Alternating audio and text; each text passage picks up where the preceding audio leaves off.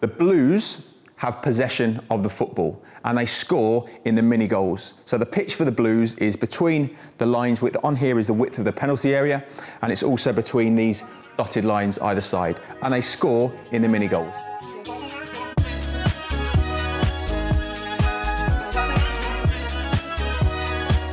I'm Lee Brown, a Regional Coach Development Officer for the Football Association. This practice is to support goalkeepers and is aimed at coaches who maybe don't have a goalkeeping qualification but want to give their goalkeepers a bit of additional help.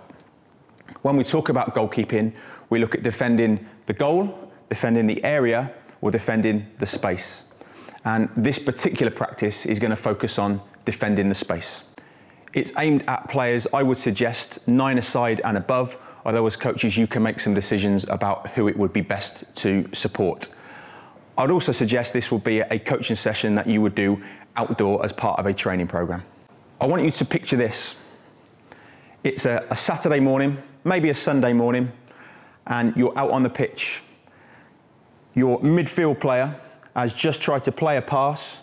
It's been intercepted. We now have a big space to defend in here.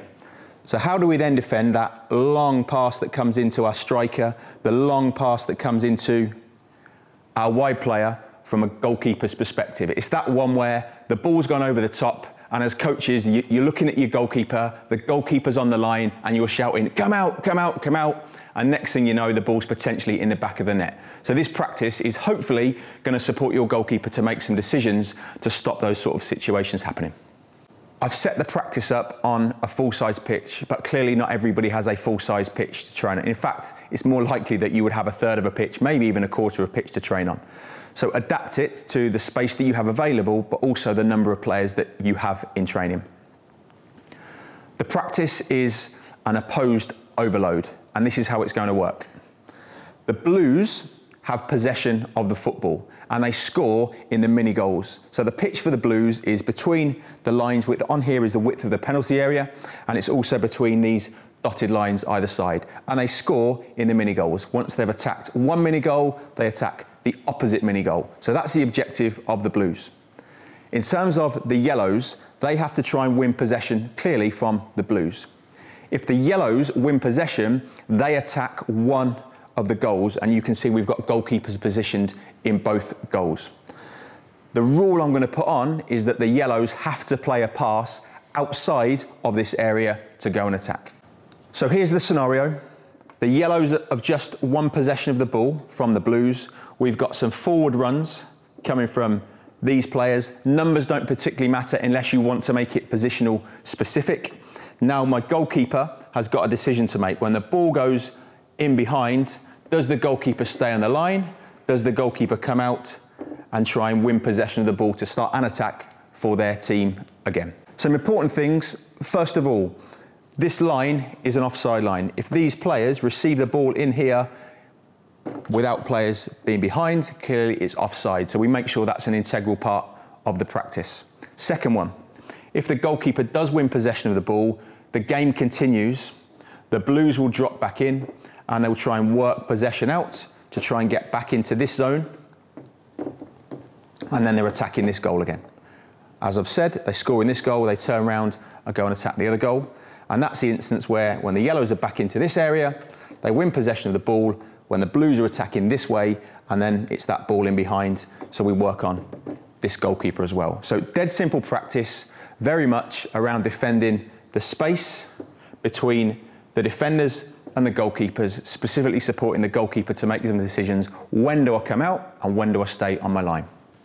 So I guess you might be thinking, I've only got one goalkeeper, maybe I've got no mini goals, maybe I've only got one goal to use at training. Here's some ideas that might help you. First of all, I've got no mini goals. What I may do is have a possession-based practice for the Blues. They simply have to keep possession and maybe score a goal every time they get 3 passes, 5 passes. You can choose a number. So that's the objective for the Blues. The Yellows simply win possession and try and break out and score, as in the big practice that I showed earlier on. The second one might be, I do have mini goals. So if you were to put mini goals in your practice, you could have the Blues going in that direction and that direction, attacking both those goals. Yellows win it back, and again, we go and attack. So the goalkeeper has to defend the space. So that's another option that you could use. And clearly, we've demonstrated we've only got one goalkeeper or one goal that we might use. So hopefully that's some ideas on adapting the practice if you don't have 2 goals, you don't have 2 goalkeepers, or maybe you don't have many goals. Here are 3 top tips for supporting your goalkeeper to defend the space. The first one is I want the goalkeeper to make some decisions based on whether there's pressure on the ball or not. If the opposition are putting pressure on the person in possession of the ball, the likelihood is it's not going to go over the top. So that's something which the goalkeeper may need. If there's no pressure on the ball and this person's got time and space, there may be an opportunity to play in behind. So my goalkeeper needs to recognise that. The second top tip is have a look at the movement of the opposition. If we've got players that are making forward runs and there's no pressure on the ball, I may need to think about who may get the ball to come and defend this space. If it goes in behind there, I might need to play on my front foot to try and defend in this space. So pressure, no pressure on the ball, first top tip. Second one is have a look at the movement of the opposition's attackers, which may give some clues as to whether that goalkeeper needs to come up the pitch or maybe stay a little bit further back. And the third and final top tip is have a look at the characteristics of the players that you have and the players that the opposition have. For example, if we have a really quick striker that likes to run in behind, that might be a bit of a clue for what the opposition are going to do. But have a think about your players. Your players may be really fast as well. So if you think your players are going to catch the ball before the attacker gets there, that may help in that decision-making process as to whether to stay and defend the goal or come and defend the space. So just to confirm, 3 top tips for the goalkeeper. Is there pressure or no pressure on the ball? What's the movement of the opposition forwards? And what are the characteristics of the opposition players and your defenders when they are making those forward runs? And having a look at those 3 things will really help your goalkeeper to try and defend the space more effectively.